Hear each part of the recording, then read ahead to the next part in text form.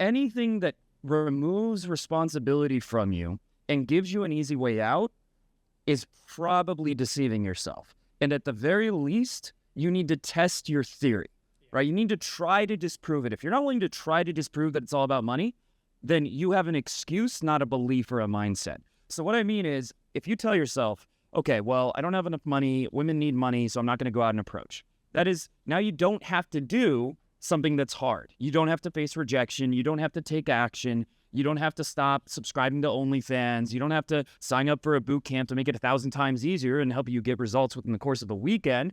Oftentimes, even losing your virginity. I've had that happen multiple times. But you don't have to do anything that pushes you out of your comfort zone to get results. And so you can shrink your life and, not take responsibility. And you have to be extremely skeptical whenever your brain tells you, because we think we're logical and smart, but our brains deceive us all the time. Oh, yeah. Right? If that wasn't the case, 70% of Americans wouldn't be fat, because all you have to do to not be fat is not eat. Just count your calories, just follow, I've been doing 1 meal a day. That's lost me quite a bit of weight. Very easy. Just follow that, start losing weight, get into better shape. It's not complex, but we make irrational emotional decisions, and you have to admit to yourself that you're not perfectly rational. And that voice in your head is often your ego. It's resistance. Sometimes it's the lowest part of yourself. And it's trying to come up with excuses to do what your emotions want to do, which is avoid stress, discomfort, and growth. And so you have to be extremely skeptical of any thought that removes responsibility and instead date.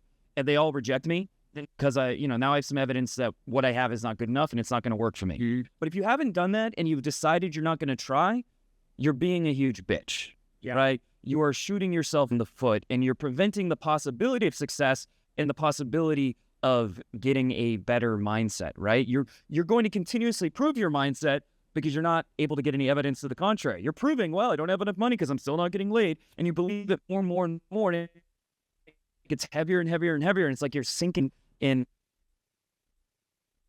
Careful with that mindset. I saw a guy actually. So, Rashawn, saw that you mentioned too, while Avery was speaking, that the reason girls don't like you is because you're 5'5", 5'6". That's a cutoff. No 5'5" guy has ever gotten laid in history.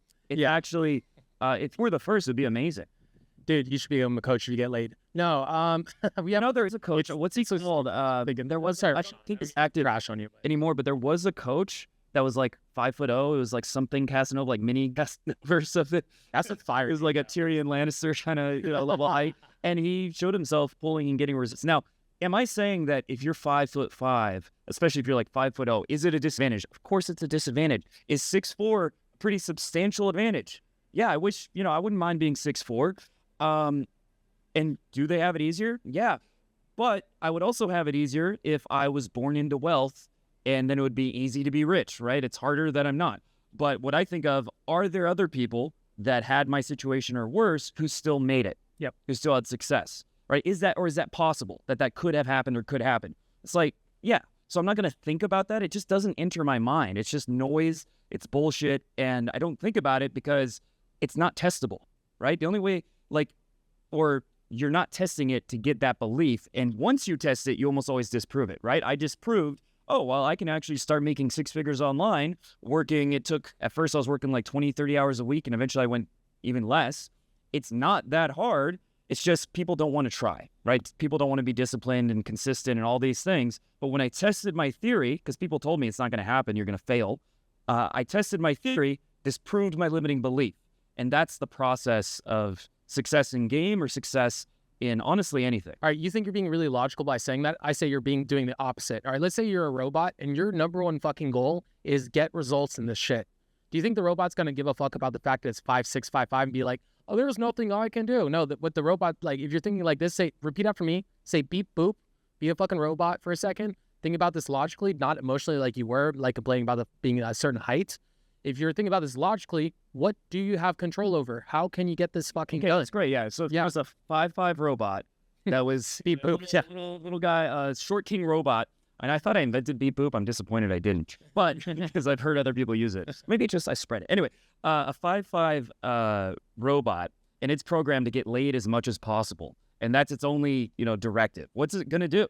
It's going to, take really good pictures of itself. For online dating apps, it's going to approach every girl it sees because The worst that happens is it gets rejected, but it might have success by doing that. So it's just going to go, and eventually it's going to get results. And here, every time I've dealt with a client who complained about his height, I meet him in person on boot camp, and I'm like, well, he seems very adamant that has to do with his height. And then I meet him in person, and the guy is a handful of different things. Maybe he's really soft. Maybe he's really quiet, shy. Maybe he is very charismatic black pillar guy, right? I've never met a guy who's like outgoing, social, approaches every girl, laughs, smiles, has fun, doesn't hate life and hate themselves. All of our friends who actually has an aura that's positive at all socially, who doesn't have success, right? Anyone who's like that does have success, and everyone who's like, my height isn't... Look, I wouldn't love being 5'5", but I would still get laid more than 99% of men and get hotter girls. It would just be, X% harder. But I'm still going to figure out how to make it work. Yeah.